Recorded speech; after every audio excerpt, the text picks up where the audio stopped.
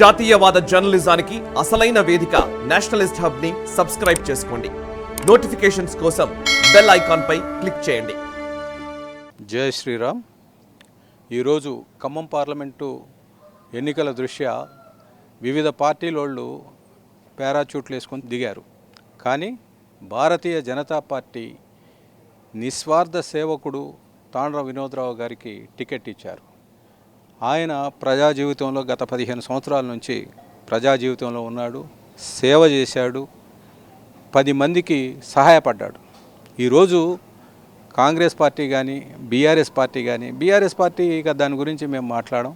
ఇక కాంగ్రెస్ పార్టీ వాళ్ళు ఆ కుటుంబానికి తప్ప పార్టీ జెండా మోసిన వాళ్ళు వేరే వాళ్ళు లేరా? చూస్తున్నారు, ప్రజలు గమనిస్తున్నారు. ఒక నిరుత్సాహంతో కాంగ్రెస్ పార్టీ ఉంది. ఆ కాంగ్రెస్ పార్టీ అభ్యర్థికి కూడా ఎవరు సహకరించట్లేదు. వాళ్ళ గ్రూప్ రాజకీయాలతోటి కొట్టుకుంటుంటే ప్రజలు కూడా అన్నీ గమనిస్తున్నారు. ప్రజలు ఎంత స్పష్టంగా ఉన్నారంటే, మోడీ గారు ప్రతి విలేజ్కి వెళ్ళిపోయాడు, ప్రతి గడపకి వెళ్ళిపోయాడు, ప్రతి ఇంట్లో మోడీ గారి సంక్షేమ పథకాలు తీసుకున్న వాళ్ళు ఈ పార్లమెంటు పరిధిలో 3,72,000 మంది ఉన్నారు. ఒక్కసారి ఆలోచించండి. ఇంతకుముందు మేము ఎప్పుడు కూడా భారతీయ జనతా పార్టీకి ఓటు వేయండి అని ఇంత గట్టిగా అడగలేదు. ఈరోజు మాకు హక్కు ఉంది. మేము మీకు పనిచేసాం, భారతీయ జనతా పార్టీకి ఓటు వేయండి అనే హక్కు మాకుంది. అలాగే మా అభ్యర్థి కూడా కమలం గుర్తుతో పాటు మా అభ్యర్థి కూడా ప్రతి ఇంటికి చేరిపోయాడు.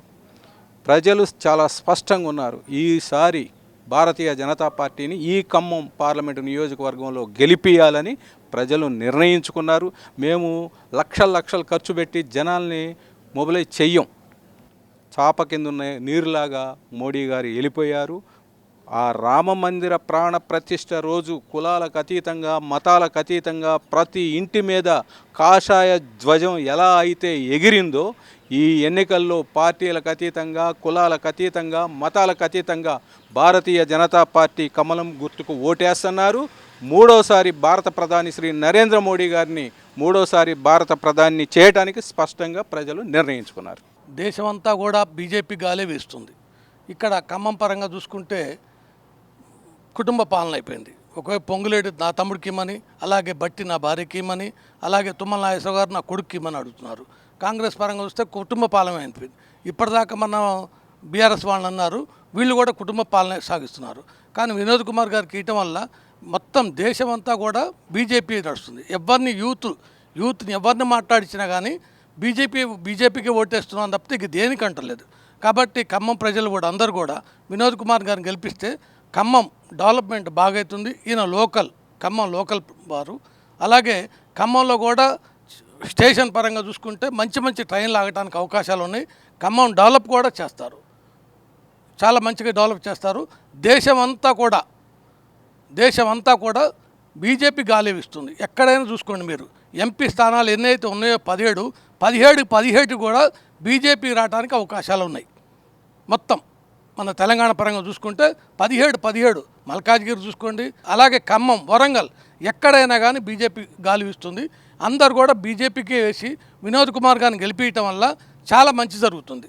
మంచి వ్యక్తి. అలాగే సెంటర్లో రావడానికి 400 సీట్లు వస్తాయి, దాంట్లో డౌట్ లేదు. బీజేపీకి 400 సీట్లు రావటం ఖాయం. అలాగే మనం వినోద్ కుమార్ గారిని గెలిపించుకోవటం వల్ల ఖమ్మం మంచిగా అభివృద్ధి చెందుతుంది. నరేంద్ర మోడీ గారి నాయకత్వంలో ఈ దేశం మొత్తం ప్రయాణిస్తుంది. ఎందుకంటే 60 సంవత్సరాలు కాంగ్రెస్ పరిపాలన చేసింది, ఎలాంటి మార్పు అయితే చెందలేదు మన దేశంలో. అదేవిధంగా 10 సంవత్సరాలు బీఆర్ఎస్ పరిపాలన ఇచ్చారు, వాళ్ళు కూడా ఎలాంటి రాష్ట్రానికి అయితే కానీ దేశంలో బీఆర్ఎస్ పార్టీ అని పెట్టారు, అవన్నీ కూడా ఫెయిల్ అయినాయి. ఎందుకంటే మా యువతకి మోడీ గారు ఆదర్శం. ఇండియాకు ఏమైనా కావాలన్నా, ఎలాంటి వేరే దేశాల నుంచి అయినా యుద్ధాలు జరగాలన్నా కానీ అలాంటి ఏం జరగకుండా చూసుకున్నటువంటి వ్యక్తి నరేంద్ర మోడీజీ. చాలామంది ప్రధానమంత్రులు చూసాం కానీ ఇలాంటి నాయకుడిని అయితే ఎప్పుడు చూడలేదు. మా యువత అందరికీ ఆదర్శం నరేంద్ర మోడీ గారు. అదేవిధంగా దేశంలో వచ్చినటువంటి కరోనా విషయంలో కానీ, లేకపోతే త్రిపుల్ తలాక్ అలాంటి విషయాల్లో నరేంద్ర మోడీ గారు పట్టించుకున్నంత ఏ ప్రభుత్వాలు కానీ ఏ ప్రధానమంత్రులు కానీ పట్టించుకోలేదు. ఇప్పుడున్న ప్రజెంట్ సిచ్యువేషన్లో అయితే తెలంగాణలో కాంగ్రెస్ వచ్చింది కాబట్టి ఎలాంటి అభివృద్ధి చేయట్లేదు. ఇప్పటికే ఆరు గ్యారంటీలు ఇచ్చారు. అవి ఓన్లీ మాటలు చెప్పి ఏదో పూటలు గడుపుతున్నారు. అదేవిధంగా ఇప్పుడు మనకి జరగబోయే ఎలక్షన్లో మొత్తం దేశం మొత్తం మోడీ వైపు చూస్తుంది కాబట్టి మా యువత అంతా కూడా మోడీ గారినే మళ్ళీ ప్రధానిగా చేసి ఈ దేశాన్ని కాపాడుకోవాల్సిన బాధ్యత మా యువకుల చేతిలో ఉంది కాబట్టి మేమందరం కూడా నరేంద్ర మోడీ గారి నాయకత్వంలో పనిచేస్తాం. కమలం పువ్వు గుర్తు కొట్టేసి భారీ మెజారిటీతో దేశంలో మళ్ళీ మూడోసారి ముచ్చటగా ప్రధాని చేసుకుంటామని కోరుకుంటాను. అదేవిధంగా ఇక్కడ లోకల్లో చూసినట్టయితే ఖమ్మంలో తాండ్ర వినోద్రావు గారు చాలా మంచి వ్యక్తి. ఆయనకు పదవి ఉన్నా లేకున్నా ప్రజాసేవ చేయడానికి ముందుంటారు. అదేవిధంగా తన ఖాళీ టైంలో తనకున్నటువంటి వ్యవసాయ భూములు కూడా వ్యవసాయం చేయడానికి కూడా వెళ్తారు. ఎలాంటి ఆపద వచ్చినా ఎవరైనా ఇంటికి వస్తే నేనున్నా అంటూ ఒక మాట ఇచ్చి వారికి భరోసానిస్తారు. దేశంలో మోడీ ఎలాగనో ఈ ఖమ్మంలో వినోద్రావు గారు ఉంటే బాగుంటుందని మా యువత అందరూ కూడా కోరుకుంటున్నాం. దయచేసి అందరూ ఆలోచించి ఎవరైనా తెలియని వాళ్లకు చెప్పాలి. ఎందుకంటే ఎవరైతే మన ఖమ్మంకి అభివృద్ధి చేస్తారు, కేంద్రం నుంచి నిధులు తీసుకొస్తారు, మాట్లాడే సత్తా ఉన్న దమ్మున్న లీడర్ కాబట్టి మనం అందరం కూడా ఆలోచించి, ముఖ్యంగా యువత ఎక్కడికి వెళ్ళినా కానీ ఇంట్లో చాలామంది ముసలోళ్ళు వాళ్ళు ఉంటారు కదా, వాళ్ళకి చెప్పాలి మాకు కేసీఆర్ అది ఇచ్చిండు, కాంగ్రెస్ వాళ్ళు ఇది ఇచ్చారని మాయమాటలు చెప్తారు కదా. మా యువత దగ్గరుండి వాళ్ళకి చెప్పి మనకి ఏ నాయకుడైతే బాగుంటుందో, మనకు అభివృద్ధి అవుతుందో, మన భవిష్యత్తు బాగుంటుందో మనమే మన యువకుల చేతుల్లో ఉంది కాబట్టి యువత అందరం కూడా నరేంద్ర మోడీ గారి నాయకత్వంలో, అదేవిధంగా ఖమ్మంలో వినోదన్న నాయకత్వం అందరూ కూడా పనిచేయాలి. బరాబర్ అందరూ కూడా భారతీయ జనతా పార్టీకి మద్దతు తెలపాల్సిన అవసరం వచ్చింది కాబట్టి జరగబోయే ఎలక్షన్లో మీ యొక్క అమూల్యమైన ఓటు కమలం పువ్వు గుర్తు వేసి వినోద్రావు గారిని భారీ మెజారిటీతో గెలిపించుకోవాల్సిందే కోరుతున్నాం. జై శ్రీరామ్. జై శ్రీరామ్. సెంట్రల్లో మన బీజేపీ ప్రభుత్వం 10 సంవత్సరాలు పాలించింది. ఎన్నో కార్యక్రమాలు, ఎన్నో అభివృద్ధి, అట్లాగే అయోధ్యలో శ్రీరాముని గుడి కానీ, అట్లాగే మన కాశ్మీర్లో ఉన్నటువంటి 370 ఆర్టికల్ కానీ, అట్లాంటి ఎన్నో అసాధ్యం అనుకునే కార్యక్రమాలు మన నరేంద్ర మోడీ గారు, ఎందుకంటే అట్లాంటి సహాధ్యం చేసిండు కాబట్టి అట్లాంటి వ్యక్తికి ముచ్చటగా మూడోసారి ప్రధానమంత్రిని చేసుకుందాం. అట్లాగే మన ఖమ్మంలో మన అన్న వినోద్రావు గారికి కమలంపు గుర్తుపై ఓటేసి అన్నకు ఎన్నో అభివృద్ధి కార్యక్రమాలు చేస్తాడు. అట్లాగే పేదలకు అండగా ఉంటాడు. లోకల్లో ఉండే నాయకుడు కాబట్టి అట్లాంటి వ్యక్తికి ఓటేసి గెలిపించుకుందాం. జై శ్రీరామ్. దేశంలో ఈరోజు నరేంద్ర మోడీ గారి నాయకత్వంలో ఏ విధంగా అయితే దేశవ్యాప్తంగా, అంతర్జాతీయ వ్యాప్తంగా అభివృద్ధి జరుగుతుందో, కీర్తి ప్రతిష్టలు పెరుగుతున్నాయో, దానికి అనుగుణంగానే ఖమ్మం జిల్లాలో కూడా, ఖమ్మం పార్లమెంటులో కూడా భారతీయ జనతా పార్టీకి నరేంద్ర మోడీ గారి నాయకత్వానికి సమర్థిస్తూ బాగా ప్రజలలో విపరీతమైనటువంటి ఆదరణ వస్తుంది. దానికి తగ్గట్టుగానే మన ఖమ్మంలో అభ్యర్థిగా పోటీ చేస్తున్న తాండ్ర వినోద్రావు గారు బిజినెస్ పరంగా కానీ, సామాజిక పరంగా, సోషల్ యాక్టివిటీస్లో తర్వాత స్థానికుడు కావడం, ఇవన్నీ కూడా వినోద్రావు గారికి చాలా అనుకూలంగా ఉన్నాయి.